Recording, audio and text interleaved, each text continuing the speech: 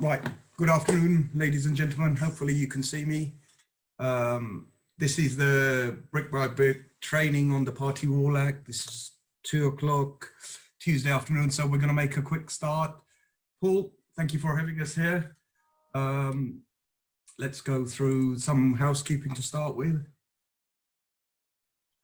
So, first of all, this is a Zoom webinar. It's not a Zoom call, and the difference is it acts more like a webinar. You'll be able to send your questions in, and we're going to try and keep it in a webinar format rather than a Zoom call that everyone's now currently used to. So there's no fire alarm scheduled. If the fire alarm goes off at your place, it's a real thing. My exit's here. I can't tell you where your exit is, so hopefully you've already worked that out. If you do get a phone call while the webinar's on, sorry, there are various phone options for those of you that are listening on a phone. And if you look at the bottom, you'll see a mic. There's raising hand and Q&A. We'll go through those shortly. So just a quick run through. If you get an incoming call, and when you stop taking that call, what sometimes happens is your mic and audio cut off, so you may just have to rejoin. If you could please mute yourselves while you're in a meeting, just to stop feedback going through, although we can mute you from here if need be. If I lose internet connection, and it's happened on one of our webinars, I have got a backup internet. It'll take a minute or so to boot up, and we should be able to get going. And if we lose both webinar connections, then there's something seriously different going on. So give it a minute or so and I'll come back to you. Attendees, so if you disconnect because you're on a webinar, your Wi-Fi goes. Usually Zoom reconnects by itself. So just wait till you and get into a different spot. It automatically reconnects, so you shouldn't have a problem. Recordings will be available, and I believe I'm going to discuss that with Paul. We'll probably get Paul to put them on his website. Is that okay, Paul? Something like that? Yeah, that's absolutely fine. Yeah. So both days we'll have recordings. I'll try and get rid of the fluff, and then I'll pass them over to Paul. Paul can put them on his website. Q&A. So if you notice on the bottom of your screens, there's a Q&A session coming in. So if you keep the Q&As coming in rather than forget, and then Paul can go through them at the end, and I'll try and answer as many questions as I go through along the way. I've had some really good questions, so thank you for sending those in. And then at the end, we'll go through. Raising the hand, we're going to do a little practice session on raising the hand in a minute. So a couple of years ago, I wrote this book. Please don't buy it because it'll be superseded by the webinars. You might find it on Amazon, and we're going to do a rewrite anyway. So save your money, don't buy the book just yet. And day 2, I've got a little gift for you. Can't wait to give you that one. And please try and attend both days, because it makes more sense as we build upon each thing. To use a building analogy, we're doing the foundations and the wall, and it's nice to get the roof, the windows, and the internal things in. So, first of all, thank you to our sponsor, Paul, who's jointly done this webinar. Paul, would you like to say a couple of words, if you wish? Yeah, I guess most of you know us. We're Foundations. We're the national body for home improvement agencies. We work with around 160 home improvement agencies across England, and do a lot of work around disabled facilities grant.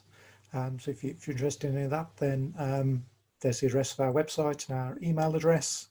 And thank you for DILT for offering to do this this webinar. I know quite a lot of you are involved with party wall issues, either doing extensions or maybe through floor lifts or other bits and pieces, part of your work.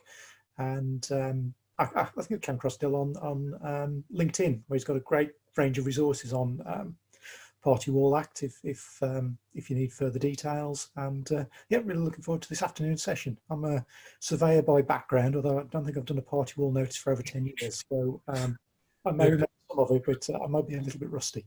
Yeah, so feel free to pull me up if I make an error, because we always need to be on top of our game. So I'm a bit nervous now that you said that. So just on on this side, you'll see details. I'm going to start doing a question time webinar every Tuesday. That's the details for those. So thank you, Paul, for organising this. It's very kind of you. Sorry.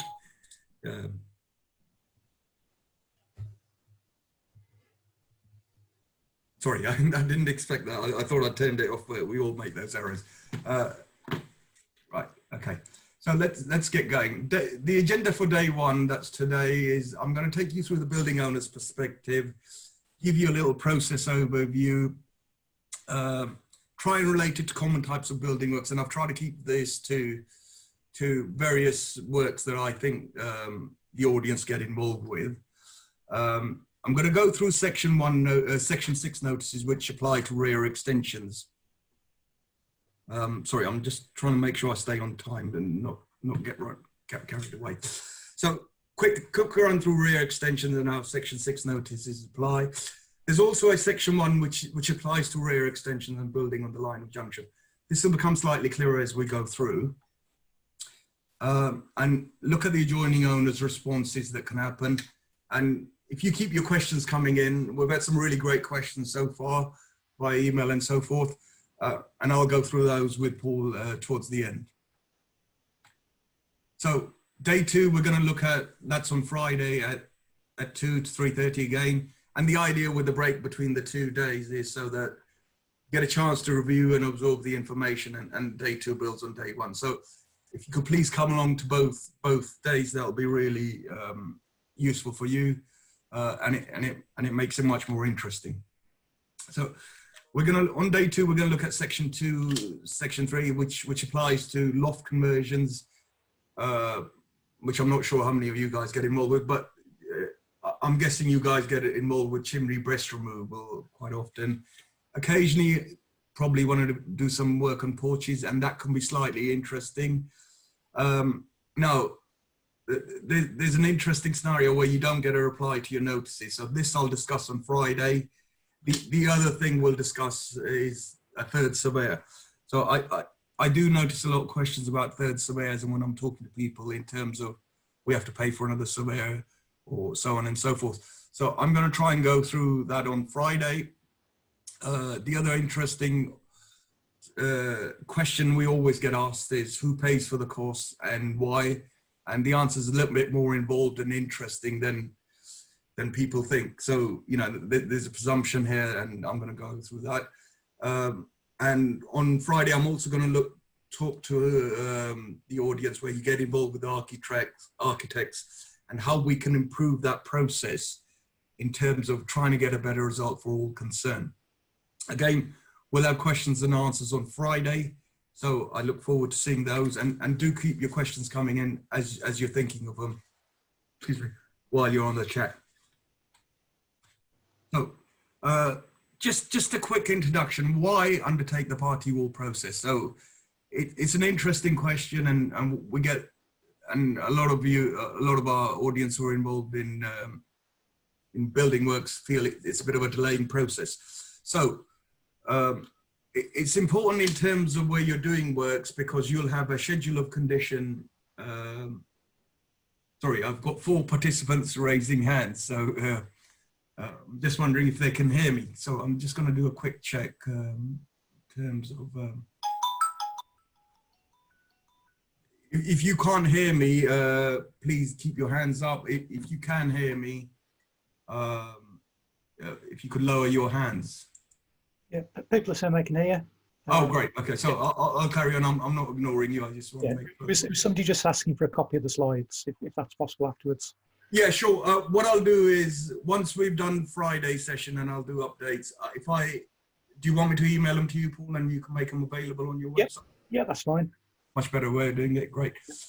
Yeah, slides and recordings, always happy to share. Okay, so we were looking at schedule of conditions. I'm just going to turn my phone off because I've got a feeling it seems to be a busy afternoon. Normally I keep it on so I see what's going out to everyone, so, but might be better off taking it off. So first point again, a schedule of condition of survey of next door's property protects you as someone doing building works from false and malicious claims. we've gone and done surveys on a number of properties, and literally we've seen cracks and leaks and so forth that we would have expected works next door to have caused them, and they haven't started yet. So that's one of the functions of the Act. It protects the building owner from false and malicious claims. The other side effect of not doing a party wall process is project can get stopped midstream. So if you're the homeowner or you're doing it on part of the homeowner, you're a developer or you're financing a project, that can cause delays, and these delays are better to be dealt with in the beginning before you start works rather than afterwards. Now, it is the building owner's responsibility, and I'll put down your responsibility, and I understand a lot of the times the projects are being conducted on behalf of the homeowner. So it's the property owner's responsibility to carry out the party wall process. It's one of these legislations that are strict in that it's not about delegating it to an architect or a builder or a surveyor. In the end, the building owner, the owner of the property, carries the responsibility. So the other useful thing to understand is it stops legal action, and then there's a presumption in law if you haven't carried out the party wall process, you're going to be on the back foot anyway, because and as the last point comes up, it is the law. You're assumed to have done it, and you're deemed to know about it, whether you know about it or not. So, and usually I try and focus on these groups. So building owners, so this is where we're doing home and residential extensions. And again, I think present audience, you're involved in doing extensions for a lot of homeowners, or doing works to get their home ready for when they come out of hospital, or adaptations and so forth. So the other group is, I'm calling these guys property developers. It could be one house, and I've talked to people from councils, empty housing officer, where they're doing refurbing. It's just one house, but because they're doing it on what we would call as a commercial enterprise, they still have to comply with the Party Wall Act. There's very few exemptions. There's about 4 exemptions in the Party Wall Act, and most of those are barristers' chambers. So if you're a council, whether you've got residential property or you've got commercial property, or you're a property developer who's refurbing a house or extending it, turning it into HMO, the Party Wall Act still applies to you. Now, on the other side, as someone doing developments, you may have taken loans, bridging finance, and so forth. So it can affect how you pay the finance back, and affect your credit rating, just because of the add-on delays you get afterwards. Now, the other group that people sort of always leave out are for councils, where you're having works done next door to you in terms of council housing stock, and this is where we talk about property managers. You've got various councils have various housing stock, although they're supposed to sell a lot of it off. There's still a large portion in either social housing councils and so forth. Now, so you as a property manager have a responsibility to keep your property up to date and compliant, and you're probably receiving notices from next door who are doing works. And a lot of the time I've seen this with councils, they don't know what to do with the notices. The legal department can't work it out. The other departments can't work it out. And a lot of the time it goes into the bin. And that's not very good for you, because you're not protecting your property. And when we do the process and councils are involved, 90% of the time, these notices are going in the bin, and we're having to carry out a 10-4 process. Now, I'm going to go through the 10-4 process later on, but it's a lot of the times that you're going to get people next door who are not going to, owners next door, who are not going to carry out the 10-4 process. So therefore, you're not protected under the law, under the Party Wall Act. You still have protection under the common law, but it becomes harder to enforce. So it's quite useful to understand that perspective as well, in terms of property managers who've got housing stock, or where the works are being carried out next door. And you could get the case where the owners next door are decent, reasonable people and they want to do the right thing. But, you know, not to criticize too many builders, you get variance in terms of project management and how those builders are managed. So that could affect your property. While I've been doing this, the key aspect I find is its architects are quite key to getting people involved. So the first time they'll hear of the Act is when an architect puts it over to the people that they're designing the project for. And a lot of the time, the architects end up getting the blame, and it's not their blame. It's not their fault. They're not responsible for it. So on Friday, I'm going to go through a little section as to how architects can improve and try and get a better result for everybody concerned. So let's have a look at chapter 1, and I'm just going to make sure I don't overrun with timing wise. Turn that phone off. Go ahead. Okay, so let's have a look at building owners' perspective. So the Party Wall Act goes back actually to some form or another shape in when the Great Fire of London started in Pudding Lane, 1666.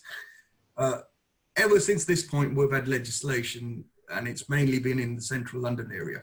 So houses at that point were built so that joists, rather than front to back and resting in the middle wall, were laid out left to right, so that they rested on what would be the party wall. And that was one of the reasons that the Great Fire of London spread so widely so quickly. So after the inquiry there and after various issues, they looked at London, Great Fire of London, and they imposed some legislation, and they called it Building Code. So that's where some of these ideas come from. The background to the current Act, current 96 Act, comes from the London Building Act 1939, whereby it applied to the 8 inner London boroughs and City of London, but it was codified to that small area because I'm guessing a lot of the development took place in that area. And then in 1947, we had the Planning Act. Now everybody's familiar with planning and getting planning compliance. And most of that Planning Act comes from the London Building Act 1939. You've also got building control, which came over from the London Building Act. And a part of the element of the London Building Act, which they left out in its application to the bigger geography, was the current Party Wall Act. So it's not something new that they've created. It already existed, but they hadn't applied it as widely as, say, planning and building control. So the current Party Wall Act, etc. Act 1996 came into force on 1st of July 1997. It was sponsored by the Earl of Lytton, and it is lifted almost straight from the London Building Act 1939.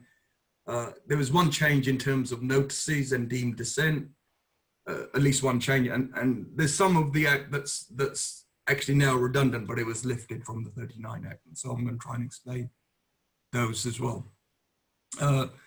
It applies to England and Wales. It doesn't apply to Scotland. It doesn't apply to Northern Ireland. So if we've got any attendees from Scotland and Northern Ireland, I think there's a different set of laws that you need to look at.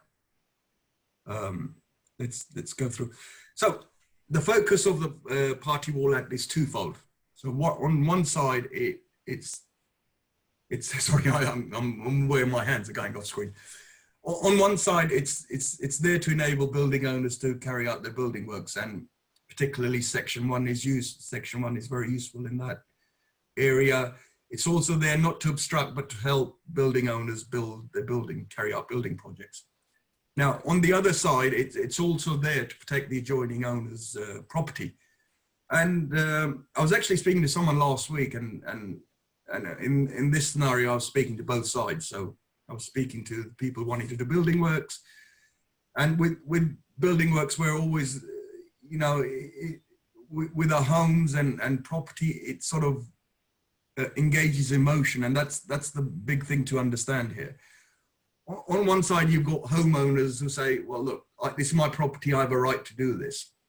And on the other side, you have the adjoining owners who are saying, it's my property and I'm worried they're going to damage it by the works they're doing next door. So it's sort of, there's an interaction of emotions there. And the Party Wall Act is there as a dispute resolution procedure to avoid everybody going to court and, excuse the any lawyers on board, you know, lawyers creating bigger problems. Maybe I shouldn't say that officially.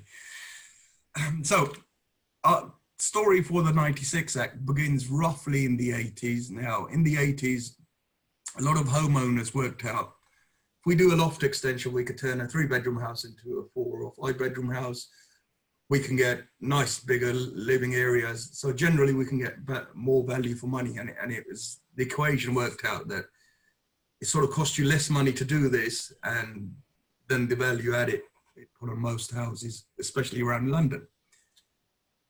This created a problem for people next door, the owners next door, that, you know, they were worried and fearful that, oh, hang on, they're doing this and it's going to damage my property. And one of the 4.5 easements you have are right of support. So where you've got properties built so closely together, doing works on your property can have an effect on neighbours' property, and especially where you've got lofts and you're resting steel beams to create the sound separation. So hence you had a lot of court actions going to court, and the government thought, well, this isn't quite right. We need to bring in some legislation to deal with this. So their answer was to bring in the Party Wall, etc. Act 1996. Now, the reason you have that etc. bit, and this is a talk by Judge Vivian.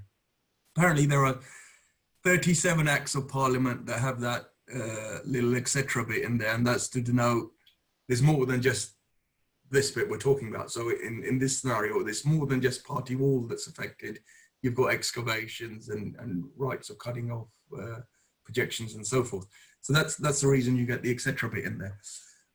Now, just in the 80s, and this is going to go back to some of the section numbers we talk about, you also had a change in building control regulations, in that after the heat wave of 1976, the foundations for new builds were specified to be lower, so that you don't get cracking when you get extreme heat wave, not extreme, but when you get a heat wave of type. So the building control regulations, foundations were increased, and then you've got a further increase where you've got trees. So in effect, most of the housing stock around the UK is pre-76. And therefore, if you're doing new build, you're digging below, and that could undermine their foundations. So that's the other reason for having the Party Wall Act there. Now, as I've said before, it's the building owner's personal responsibility.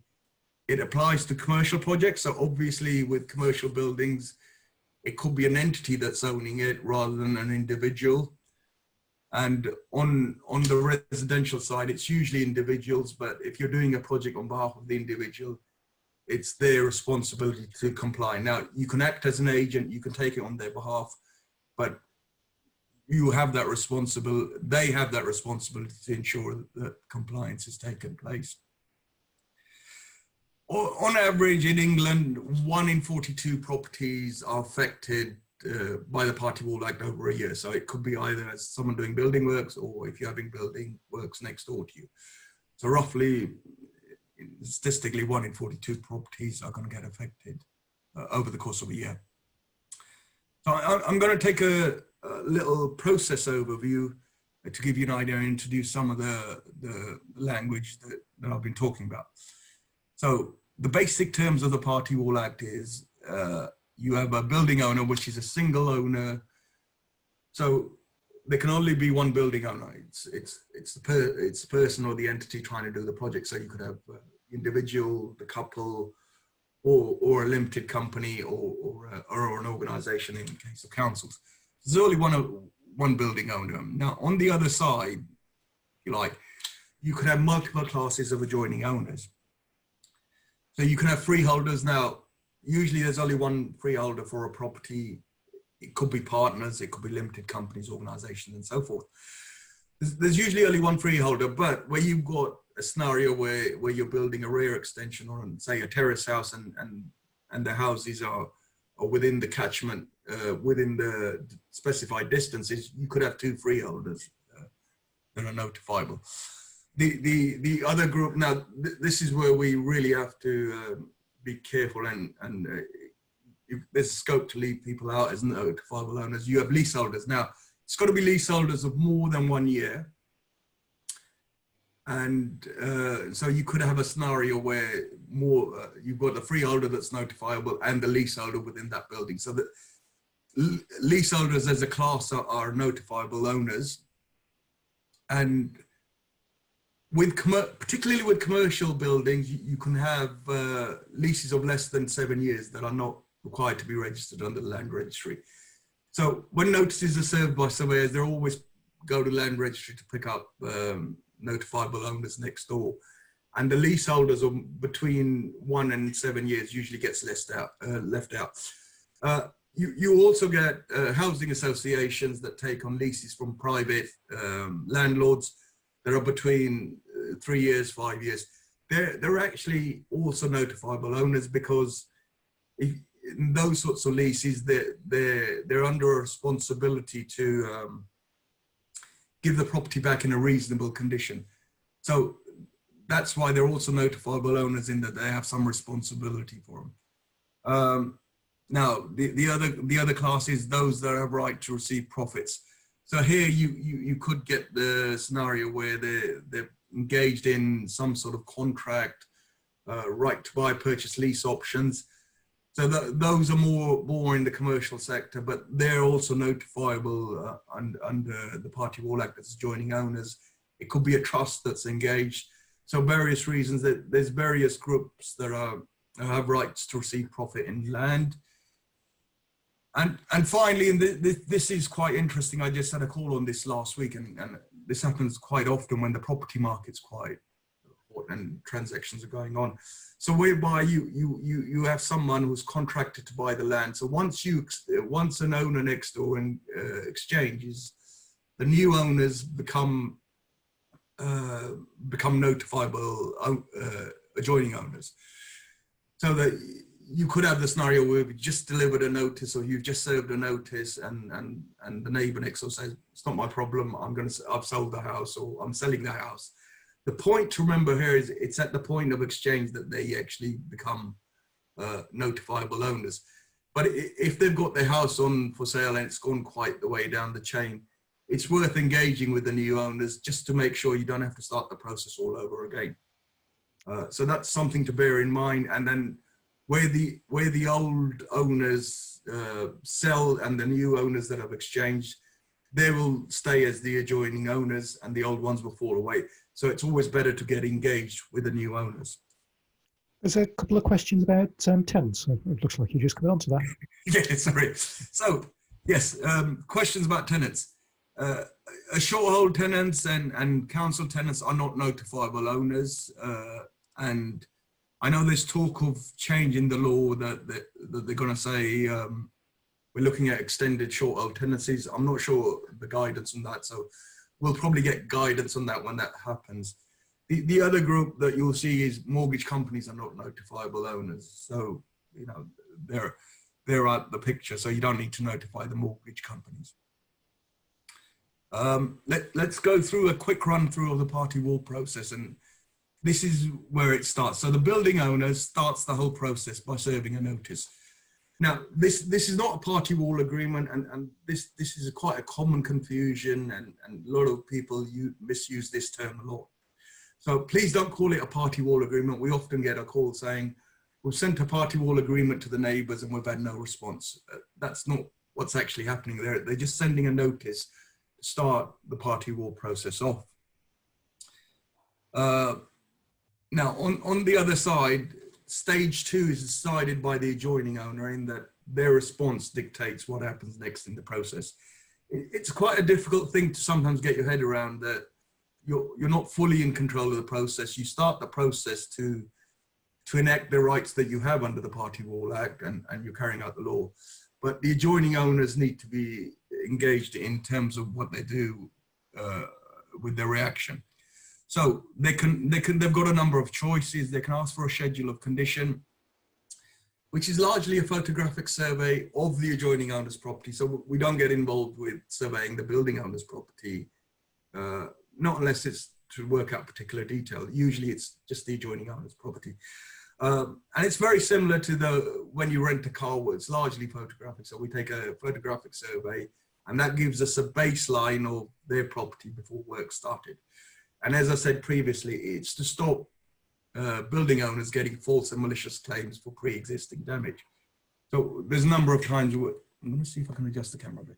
So there's a number of times where we've gone into properties and there's damage already pre-existing, and it's very much similar to damage we would have already thought that it's caused by works next door. So protection from false and malicious claim. The second choice they have is to do a party wall agreement. Now, party wall award, actually. So the official term is a party wall award, and this can be called a party wall agreement. This sets out the rights and responsibilities of both sides. It's a legal document. It enables building owners to carry out works, and it gives building owner extra rights, i.e. to go, depending on what it is, to erect scaffolding and so forth, which I'll talk about later. It also specifies working hours, and we had a really interesting question about music. I'll come on to that.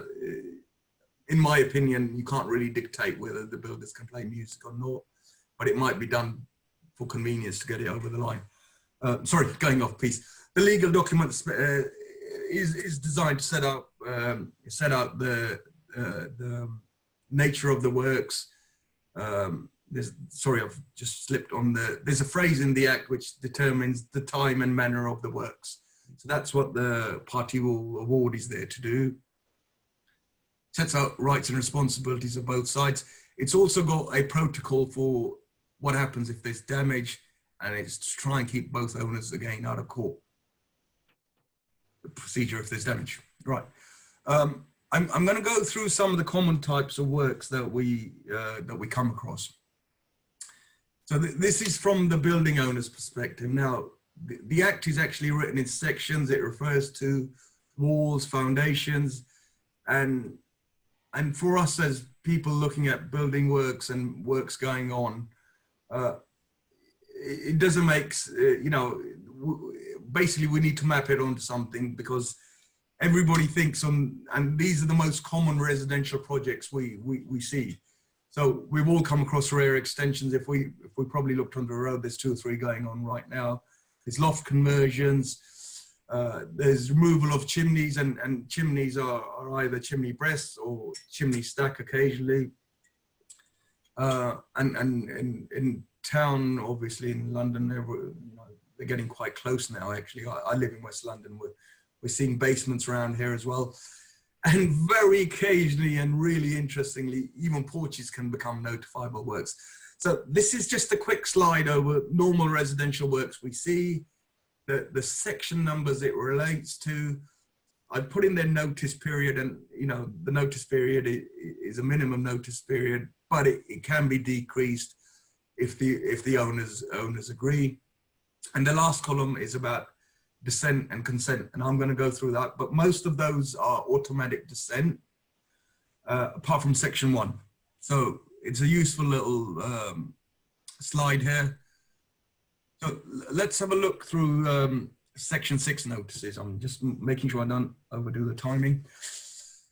So section 6.1, this section applies where you're excavating within 3 meters of any part of a building or a structure of the adjoining owner, and where you're going to a lower horizontal level. Now,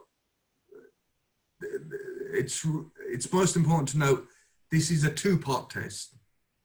So you've got to be excavating within 3 meters of a structure and going to a lower depth. So let's see what that means in general terms. So scenario where you've got 2 houses, there's your excavation. Actually, I'm going to see if I can make this pointer tool work.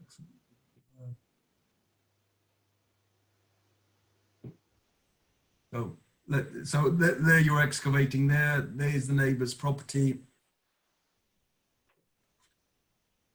And if that foundation is within 3 meters, that's part 1 of the test.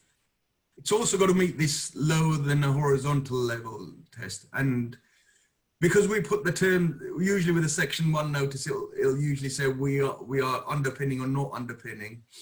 This confuses people, so they believe they're going under your property. You're actually not. It's nothing to do with how you're going on their property. It's basically a horizontal level in that you're going lower. So that's section 6.1 test. There's also a section 6.2 now. Section 6.2 is quite a complex little notice. It can be intriguing, and it extends to 6 meters. But here you've got I'm not going to read that. Hey, this is directly extracted from the Act. Here you have to form a 45 degrees angle.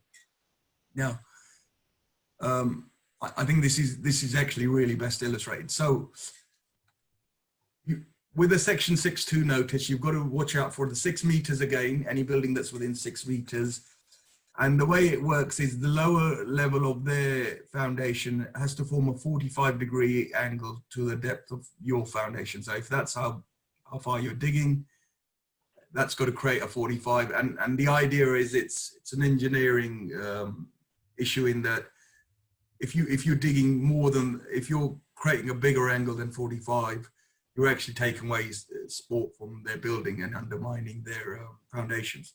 So that's a section 6.2 test. Now, this largely applies to deeper foundations, so where you've got mainly basements, or you've got underground car parks, or commercial projects where they have underground car parks and you're excavating underneath. This is where the section 6.2 test comes in.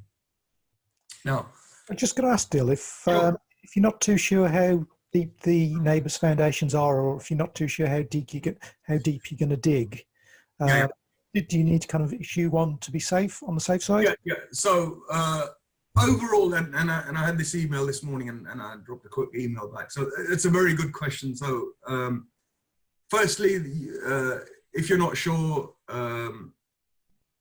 assume and issue a notice. And I guess you're talking about a section 6.1 notice here, yeah? Yes, probably. Yeah. So with section 6.2, because the project's much more involved, you'll have engineers on board. So you're going to look at that anyway. So yes, if in doubt, serve a notice. If you've got 2 buildings, so I'm going to take these 2 as a scenario, although this slide's set up for something else. So if you're this after the semi and you're pre-70s and the one next door to you is very similar, if the buildings are pre-76, you can assume they've got shallow foundations. The other thing you can do is possibly do a trial, and again, if the buildings are very similar, you can do a trial hole in your building, and that will give you an indication as to what the foundations next door might be. And the fourth thing is you could try and look up if they've got planning submitted, and sometimes those planning rules have those planning applications have depth of foundation specification. So generally, those are the 3 or 4 things you should look at. You do get modern houses in the 80s where they're going to have deeper foundations, but because of the incline of the road and the way you're digging your foundation, you could still go underneath the horizontal level. So don't rule out buildings that are past 76. You need to have a look at the depth you're going to go in, how it works in relation to their foundations. So generally, overall, if in doubt, serve a notice. Yeah, because I guess in some cases, building control just tell you to keep on going down, don't they, until you hit... Yeah, so that's the other thing you get, where you get building control that turn up and say, no, you want a bigger hole than that, you know. And the usual one for this is trees. People fail to spot trees, and that's where they usually have bigger depths that they be going to. Sorry, deeper depths that you need to excavate to. So here's a little thing on adjoining owners, and so let's pretend this is the house where we're gonna do a rear extension. So on the right side, on the right side, you've got a very similar, it's still a house. You've only got one freehold owner there, so they're notifiable. On the other side, now here in the scenario, it's right next to it, but it could be the same if it's within 3 meters. You've got you've got this building on the left-hand side. This is a block of flats. So the freehold owners, it could be a shop, flats, whatever. So you've got the freehold owner that's notifiable, and this level at adjoining owner is also a leaseholder there. So that's two owners on this side that are notifiable. Now, here's an interesting scenario where you could have a situation where you've got two semis and there's two driveways in between. On this side, these guys are notifiable for a rear. This house is doing a rear extension. These guys are notifiable because they're within 3 meters. On the other side, you've got property here, and this neighbor's not notifiable because it's more than 3 meters away. So you've got, usually driveways about 2.4 meters. If you've got two together, you're going to be past the 3 meter distance. You could get a scenario where you've got a shared driveway. So this property would end up being somewhere there roughly. These guys are doing an extension. On this side, the owner's notifiable, and on the other side, they're notifiable as well. So people find it quite hard to get their head around that aspect. And you could easily get the scenario where this is a detached house. Again, the detached house is if it were here, is less than 3 meters away. Again, they're notifiable, even though they're detached houses and you're doing a rear extension. There's a question in terms of section 62, I think with reference to piled foundations, if they're going to go fairly deep. Yeah. So again, you kind of assume that you would need a notice. Yeah. So pile foundations are usually, they do go deeper. Ironically, they're a safer method of excavation, and there's some debate going on as to whether some of the types of pile foundations are excavation or not. And now you've also got basically they look like corkscrews that they dig onto the ground and rest beams on. So there's a debate going on that. But basically, yes, piles are if you're going beyond 6 meters deep, you should look at the 6 meter rule. And further than 6 meters, nothing's notifiable for extensions, section 6.2. Okay.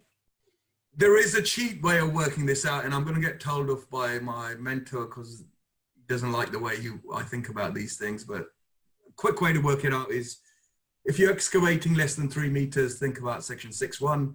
Anything more than 3 meters up to 6 meters, you need to think about section 6.2. But that's a shortcut. But you need to understand how the rules works, because if you follow that logic, if you're excavating 1.5 meters, you're still needing to look at 3 meters though, as the act works. It's just a quick trick to look at which sections to look at.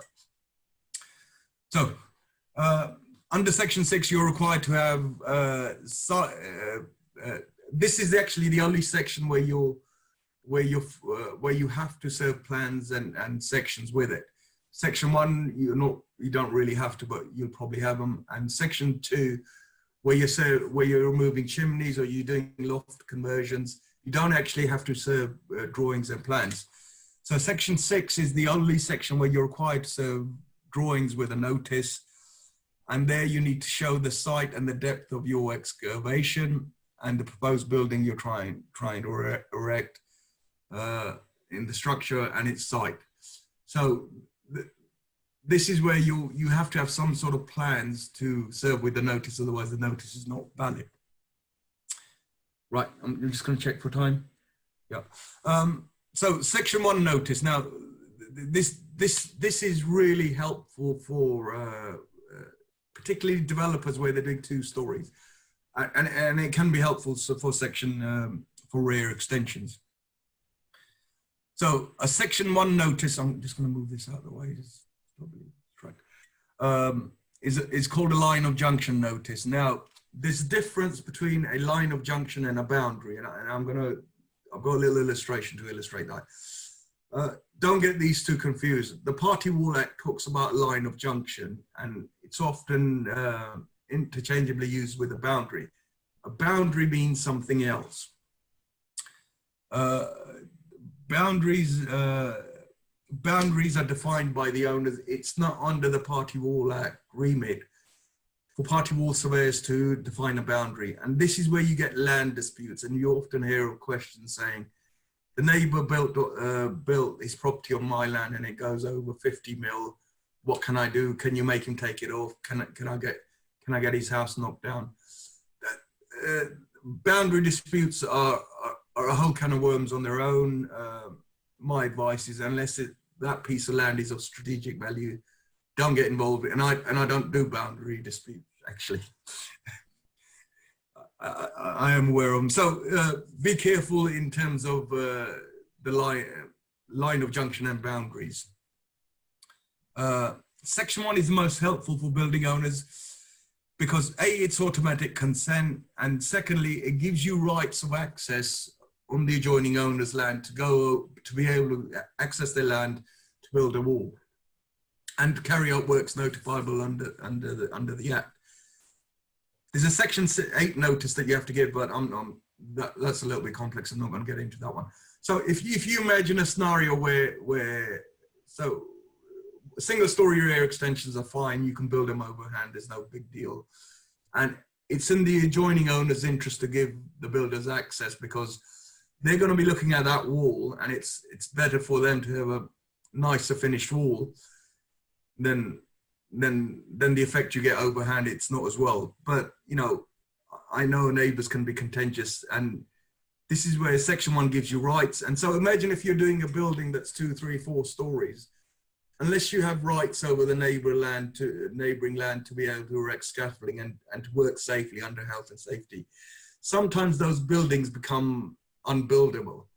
And this is where Section 1 is really useful. So it means you have rights to go onto the adjoining owner's land without the need for a scaffolding license. And there's no laws covering scaffolding license, so the owner next door can ask as much as they want or even deny you access for scaffolding. And that's to do with the Property Law Act 1925. And this is where also you get crane licenses and so forth, airspace. And yes, so it goes on to airspace. Now we're seeing modern developments of airspace development. So, you know, where they're putting flats on top of buildings. So just an illustration of line of junction versus a boundary. So a boundary is a three-dimensional divide between two properties. It goes to the center of the earth all the way to the top of the sky. Whereas a line of junction is that infinitesimally small line. If you imagine it's ridiculously small. It's where the two lands actually meet. So that's a line of junction. So it's very important to realize there's a difference between the two, and everybody talks about the boundary when they mean line of junction. Hopefully that little illustration tries to explain the difference between the two. Types of Section 1 notice. This Section 1.5, which means the foundation are wholly on the building owner's land. And this is where you've got a scenario where you're leaving a little nib and you're building your own wall. Section 1.2 is you're building a party wall on the line of junction. So this is where you're coming right up to the line of junction. I've got an illustration to illustrate this. You're coming right up to the line of junction, and that's how you get rights to go on the adjoining owner's land. There's also an interesting one where you can place foundations on, although the Act says you could place foundations on the neighboring owner's land as necessary,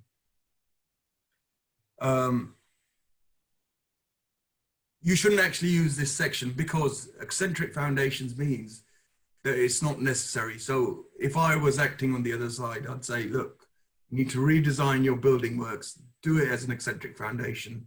Therefore, you don't need to come on the adjoining owner's land. If you do go on the adjoining owner's land, your footings project across, that would be seen as a trespass, and you could be liable for under the law of trespass. Let me illustrate the building on the line of junction and adjoining owner's land. Building on the line of junction and eccentric foundations. So what you imagine, if that's the line of junction and this is the assumed boundary, what you're actually doing is building the wall right to the edge of foundation. And now the building control guys hate this stuff because they can't get their head around why you don't need to leave that 25 or 50 mil projection. You sit there and you talk to them and they just, it just completely doesn't register. So, and I've asked engineers to look at it and they said, yes, you can do this because the loading is counteracted with the weight. There's not sufficient weight on this. It's only a light leaf. So this is an eccentric foundation. There's no projection. It's right to the edge. They're usually wider and deeper, and you'll have to get an engineer to work that out. So there's no foundation going across. This is eccentric foundation. And at the top, you need to know there's no fascia. There's no fascia overhang. There's no overhang of double-sided coping stones. So if you put a coping stone there, that would become, again, a trespass of their air rights. And this is how you should really design your eccentric foundation, section 1.5. And that's the adjoining owner's land. And this is how you get rights to go onto their land to be able to build your project. Is that okay, Paul? It's quite an interesting one. So, yeah. So build astride the boundary. Now, this is where one neighbor says, I'm going to build an extension. The other one says, well, that's a good idea. We're going to do one in next year. We're planning to do one soon. So why don't we share the wall, put it between in the middle of hopefully in the middle of the line of junction, the boundary, and it becomes a party wall as well. So usually when this happens, one owner goes first. So on one side, they'll be building the extension. These are the building owners.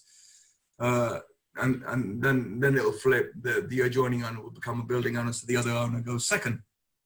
Now, it's a little bit unfair that when owner one builds, that the owner two doesn't pay, or he's getting a free wall. So this is where you've got section 11.11, which is known as the make use of costs. In parlances, it's known as enclosure cost. That's actually a slightly incorrect term, but everybody uses enclosure cost. It's actually make use of cost.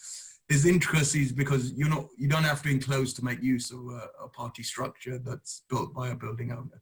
That's the reason why it's incorrect to use the term enclosure cost, but everybody in the surveying industry uses it. Everybody understands what it means. So when you build an extension on the boundary, sorry, I'm going to repeat a slide there. So section 11.11, make use of costs, known as enclosure costs. This means that when the first owner builds, they pay for that wall. And it's only when the second owner makes use of that wall that the first owner is entitled to receive a contribution towards the cost of using that wall.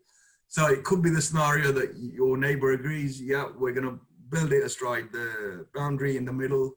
And that has benefit for both owners, i.e. roughly about 300 mil, you gain extra space over the two owners.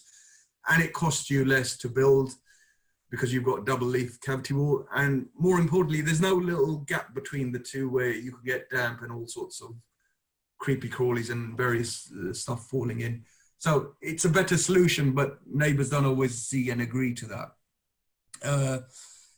The owners can agree to anything they like. And in terms of one owner saying, well, I want this much for my wall, and the other one says, well, it's a bit much, it's more than it's going to cost you, but I'll agree to it because it saves me the hassle, it's fine for me, and so on.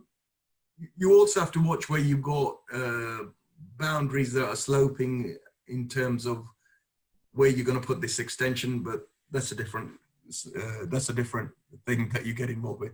So section 11.11 sets out the default position, and I had a question on this in the morning from someone. The default position, it's 50% of the area that's been used, that's enclosed. Now, where you get this in lofts, I'm going to go back to this. Where you get this in lofts, and you've got raising the parapet wall or the party wall, that's enclosed. It's only the area that's enclosed. I'm going to go through that tomorrow. So for the audience, I thought this would make an interesting scenario where you're doing works to someone's house to be able to adaptations in terms of giving them ground floor living space and more importantly, use of a bathroom where it doesn't exist before. So this is actually a project where they're turning the garage into a bedroom, and you've got an ensuite.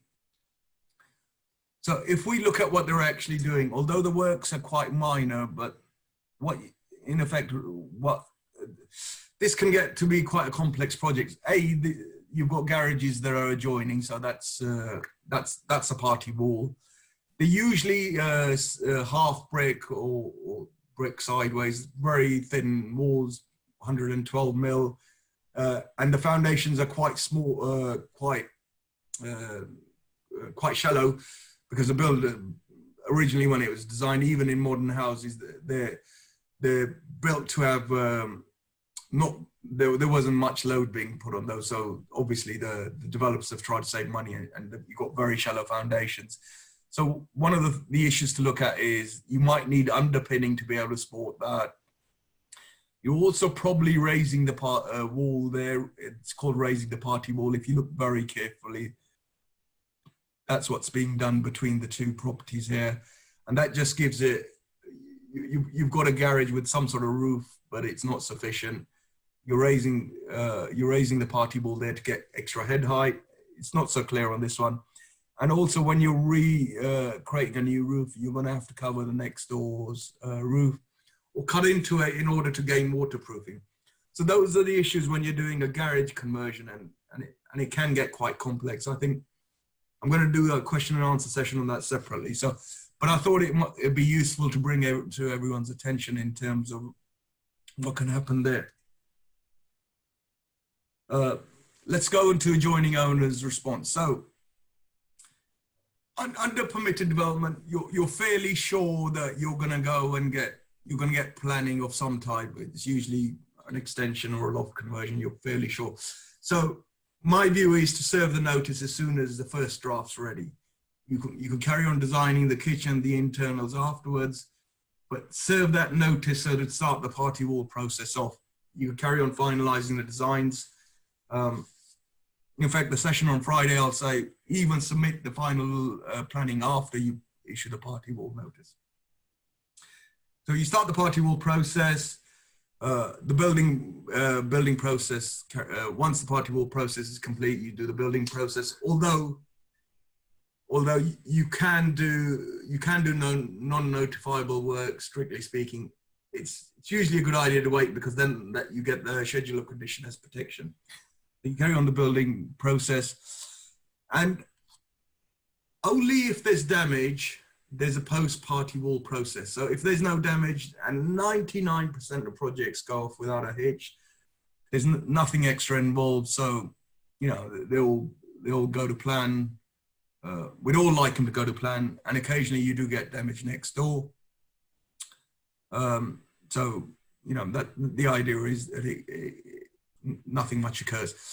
The irony of it is when we get party wall awards involved in party wall surveyors, everybody takes extra care, so there's less damage, and people say, why do we bother having a party wall done here? So let's have a look at the party wall process. We'll need to do an analysis and to create and serve the notices. The adjoining owner has the response options, and they can respond with a schedule of condition. So that's a survey of their property, so that everybody's happy. It gives the building owners a baseline. Secondly, they can have a party wall award with an agreed surveyor. So an agreed surveyor is permitted, i.e. one surveyor can act for both building owner and adjoining owner.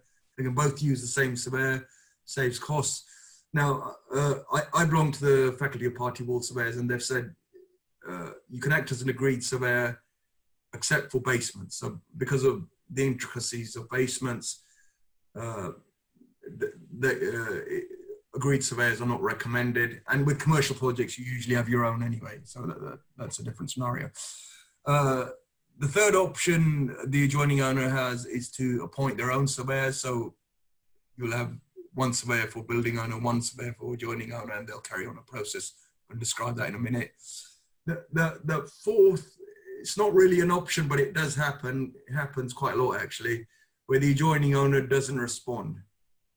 Now, Where the adjoining owner doesn't respond, you need to carry out the 10-4 process. Now, this is one of the major changes between the 1939 Act and the 96 Act.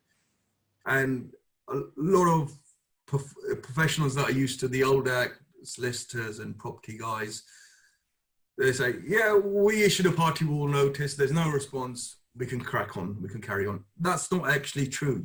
And I'm going to go through this in some detail.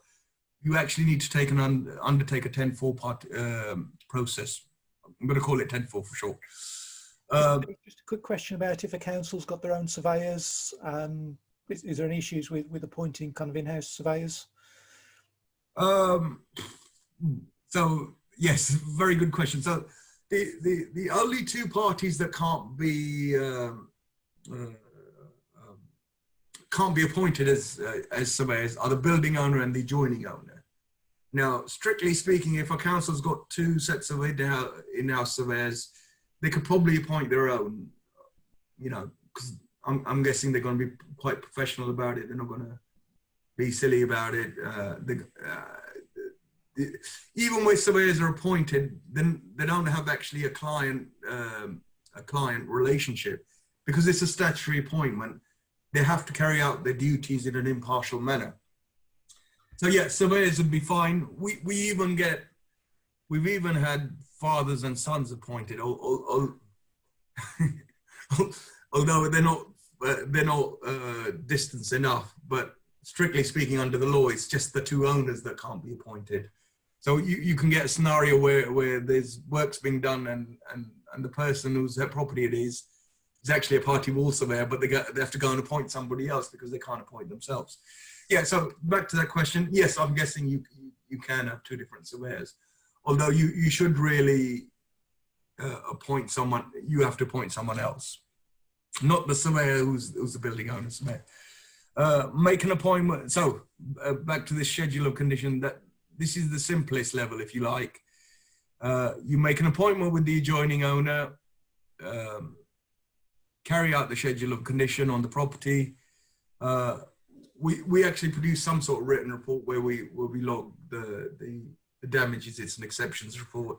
And nowadays it's largely photographic. We also add videos to it. And this is then, sorry, I'm going to try and get rid of the extra videos if I can.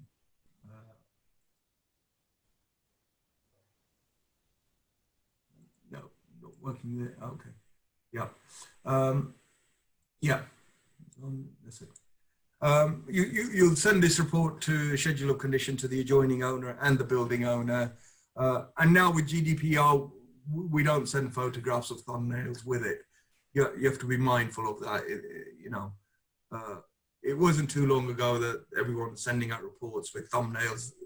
A, thumbnails are useless for doing anything with, and B, you could theoretically compromise their data. So be mindful not to send out thumbnails or photographs. The adjoining owner can say, well, look, I'd like something in writing. I'd like an agreed surveyor.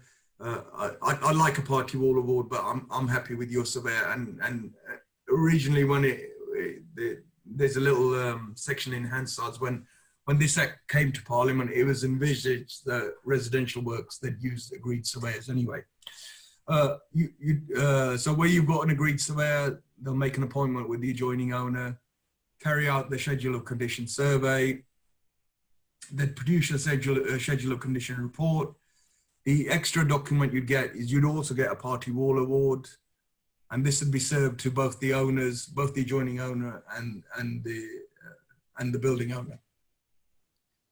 So scenario 3, where we've got adjoining owner appoints their own surveyor, building owner have their own surveyor, and then the first thing these two surveyors should do is to appoint a third surveyor. Now, I'm going to discuss third surveyor on Friday, but it's quite important. And you, as someone as a building owner, should find out who this third surveyor is. They can be very useful to you. So in this scenario, the adjoining owner will organize timings for a schedule of condition. This is largely done by the building owner surveyor. And mostly the adjoining owner is present, adjoining owner surveyor is present. The building owner drafts a schedule of condition and a report, and also a draft party wall award. They'll send it over to the adjoining owner surveyor who'll check through it.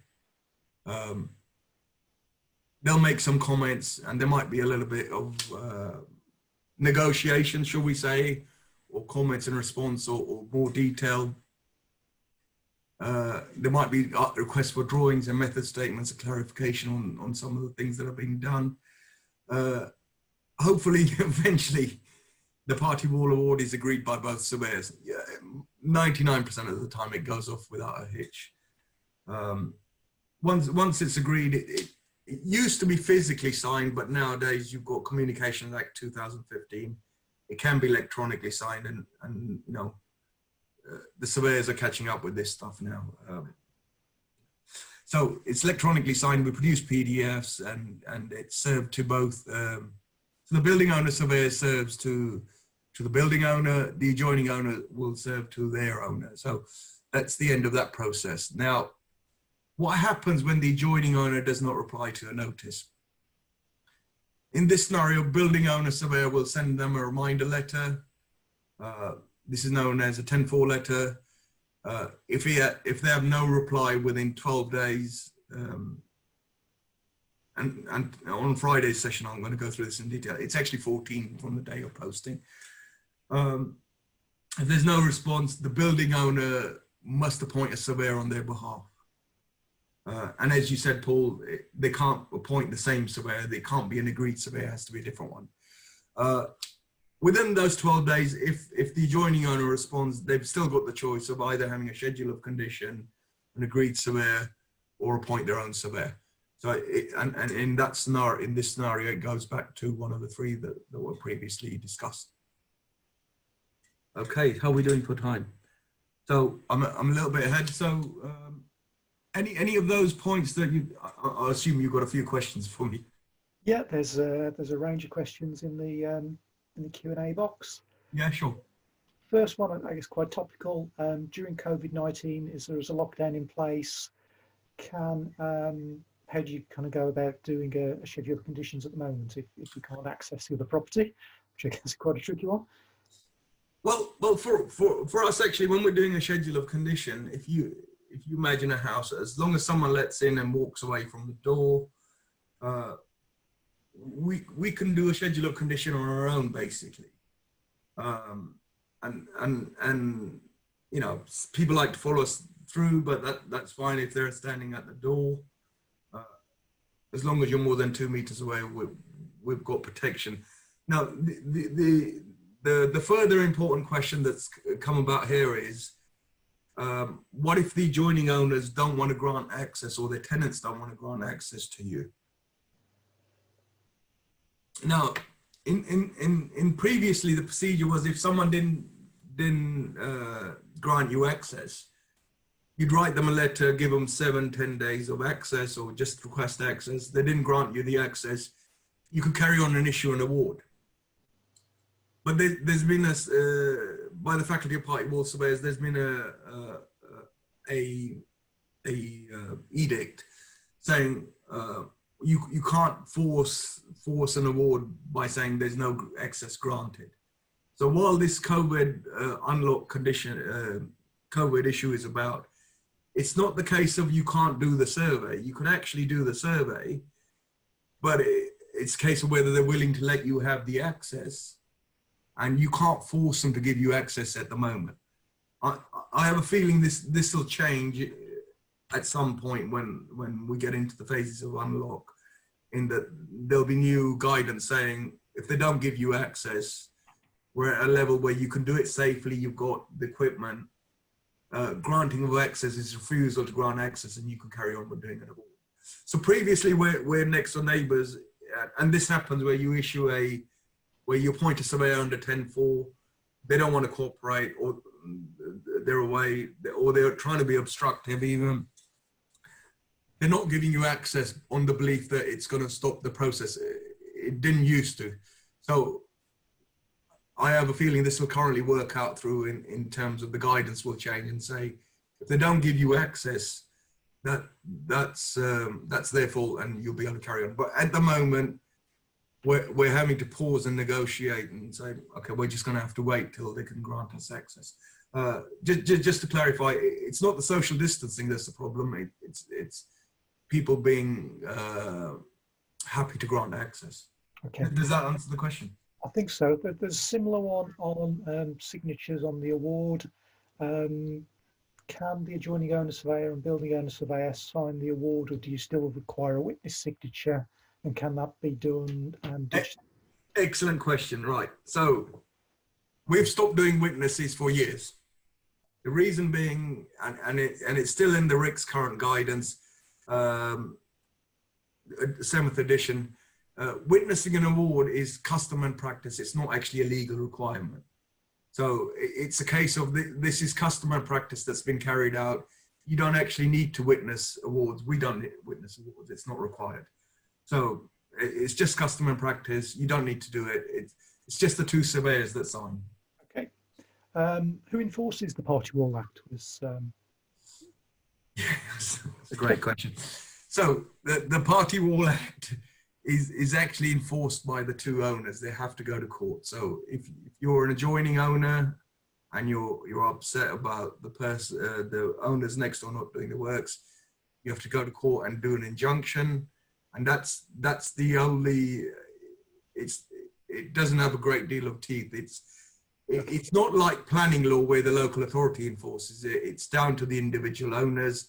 And the other thing to note about the Party Wall Act is once works are done, notifiable works are done, and it only applies to notifiable works, the act is finished in that as long as there's no damage, the act doesn't come into play, and it's not retrospectively enforceable like planning application. So there's no Party Wall police? Not yet. Okay. There's a couple of questions about lifts. So one's about an external platform lift. So it's not an extension to the house, but it is, they do have to excavate close to the boundary line. Does this... the Genie platforms, yeah? Yes, yeah.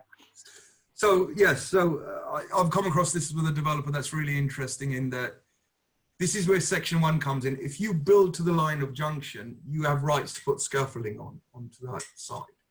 Whereas if you don't, even a Genie lift is theoretically, you're encroaching on the airspace and it's a trespass. So, you know, you need permission to be able to do a Genie lift onto their land and airspace.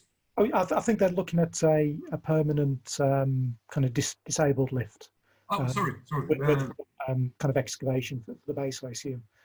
Oh, well, okay, sorry, I misunderstood that. So if they're looking at to excavate for a lift and create a base, if they're excavating below the current foundation, then it's notifiable under section 6. Yep. Yeah. And the other thing it might be notifiable, depending, sorry, I think I've had this question from you on LinkedIn too, so so where you're putting a lift, you could get a scenario where you're drilling into the party wall. Now you've got a term called de minimis work. So this is stuff like putting a bookshelf up, and that's de minimis. But where you've got possibly more force being exerted onto the party wall, you should really notify, and it's to the extent of cutting into the party wall.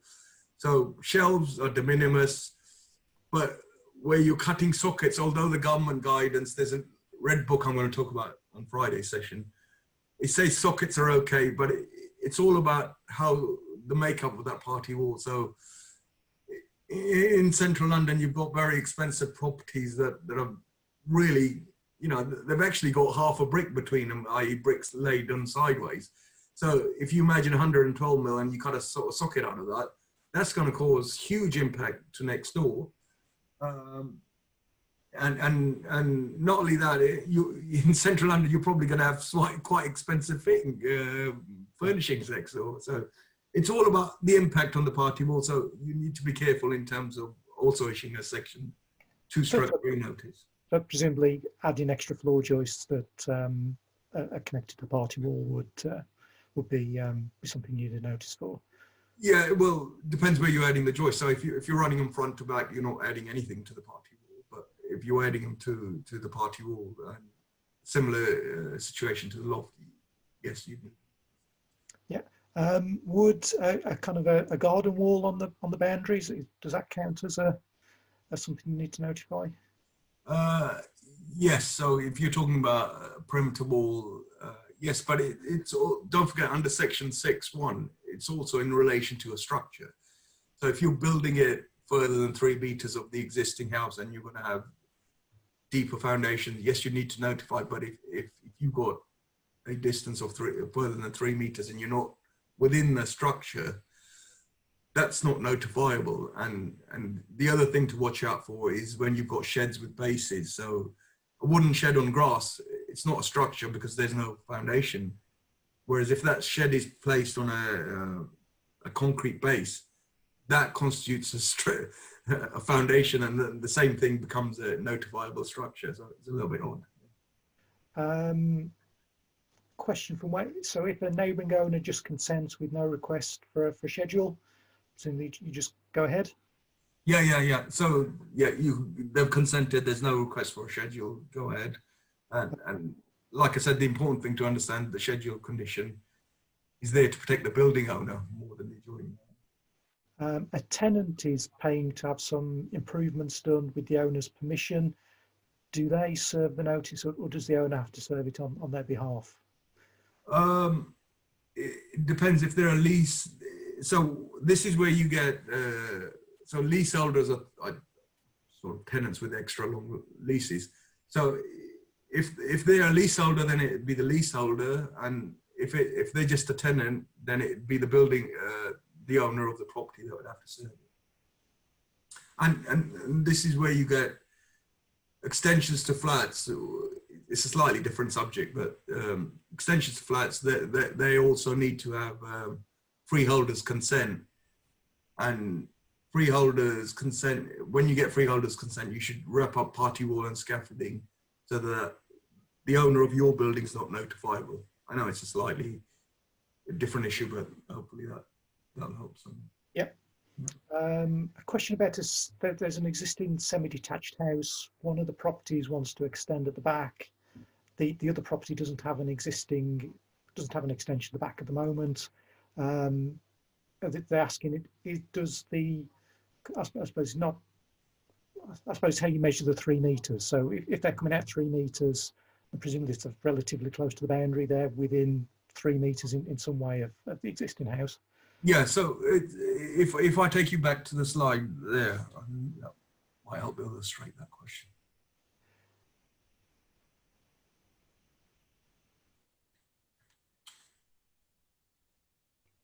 It's always when you go backwards and you have lots of clicks, isn't it?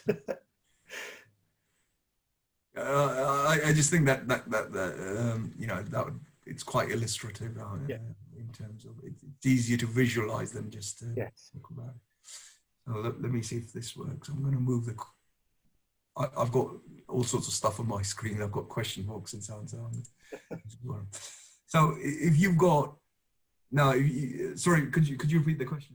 So it's if you got a semi-detached house, one of the semis wants to build an extension on the back. I suppose kind of directly at the back of the semi-detached house.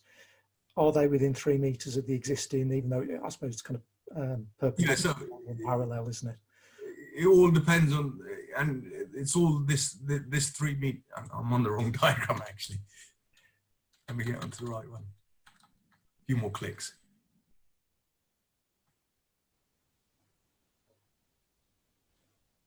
Actually, let me try and get the right drawing up. That's that one.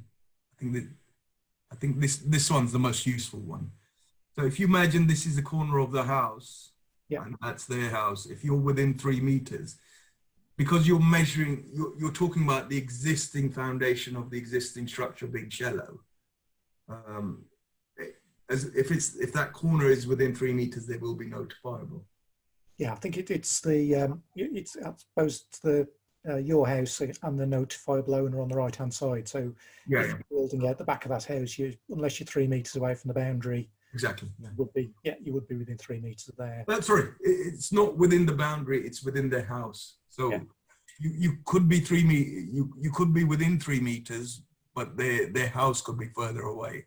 Yeah, So but the adjoining house would yeah. certainly be within 3 meters, wouldn't it? Not always. You could you've got a double driveway there, so everyone's got its own driveway. If this was single and this house was here, then they'd be notified. Then they'd be within that 3 meter distance. Oh, sorry. So I meant the house on the other side, Dill, that's attached, the semi-detached. Okay. Yeah. They're notifiable straight away. Yes. Yeah. Assuming that they haven't got deeper foundation. Yeah. And that goes back to, how do you know what the foundation is? Yes. What happens if building work starts without issuing a party wall notice? Yeah, that's quite interesting. So, no party wall police just yet. The adjoining owner can take an injunction, and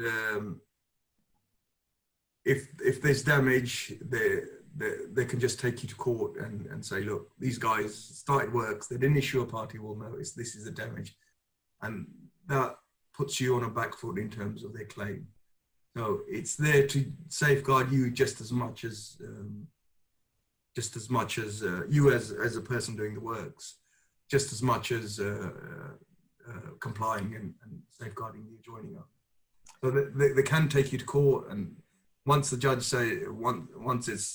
once it comes out that there was no party wall award, they didn't issue a notice, then you're, judges don't like that, really. Yeah. Or even worse, actually, and I've seen this happen where the builders have gone in, they've ripped the roof off, they're about to do a loft conversion, and this is almost comical in that the next door neighbor was a barrister. And I said, you guys have actually picked the wrong neighbor to do this with, because she's got to go to court, fill out the paperwork, £241, she's going to get an injunction, and then you're going to have to get it lifted, and it'll cost you even more money. So basically, and luckily this was a couple of years ago, it was quite a good summer. They actually took us 8 weeks to resolve this thing, this scenario, because the works were a little bit more complex than I know.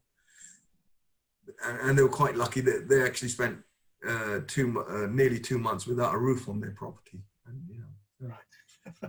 There's lots of questions coming in, so I'll whittle through as many as I can in the last 5 minutes. Somebody's asked about, I guess, party floors and party ceilings if you're in flats and somebody takes out an internal wall. Yeah, that's a really good question. So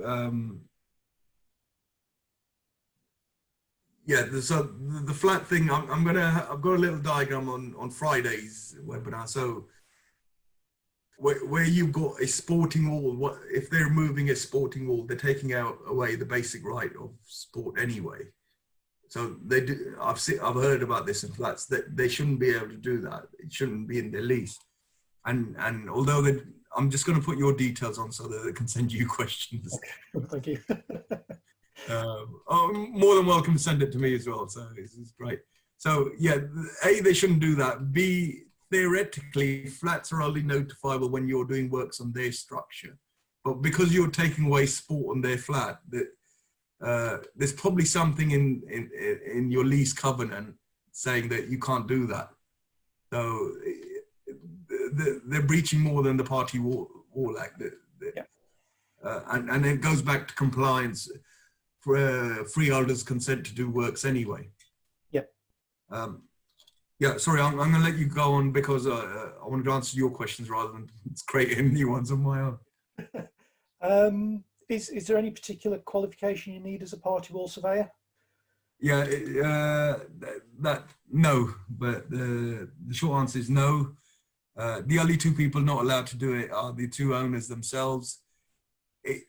It's good to have a qualification and do this full time. I'm a member of the Party Wall Surveyors. All we do is party wall work, because with anything, it's quite easy to get yourself into trouble, and getting out of it can be difficult, if that makes sense. Yes. Yeah. So another one here about, so if you've got say a gutter that's on a not sure if you'd have a gutter on a gable wall, but if you've got something like a gutter that already overhangs the boundary and Yeah. you want to change it. Yeah.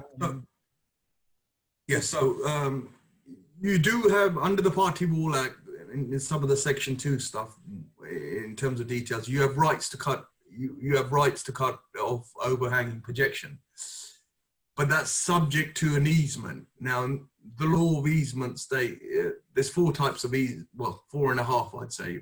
I'll talk about the half at some point. But one of the easements is right to carry water in a conduit. So that gutter is right to carry water, but only if that's been there for 20 years. Okay. So if it's been there for 20 years, they have an easement, and you can do it by agreement, but you can't cut it off. However, if it hasn't been there for 20 years, you have the right to cut it off. And that's with other projections as well. So sometimes you get cells and little bits of wood projecting across because the builders fancy building it that way. Okay. Let's find one last one I saw one a second ago.